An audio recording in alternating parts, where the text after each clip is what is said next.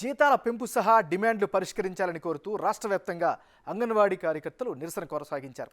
అనంతపురం జిల్లా కళ్యాణదుర్గంలోని మంత్రి ఉషశ్రీ చరణ్ ఇంటి వద్ద అంగన్వాడీ కార్మికులు చేపట్టిన ఆందోళన ఉద్రిక్తంగా మారింది. ఆందోళన చేస్తున్న వారిని పోలీసులు అడ్డగించగా ఉరవకొండకి చెందిన మహిళకు చెయ్యి విరిగిపోయింది. మరో మహిళకు గుండె నొప్పి వచ్చింది.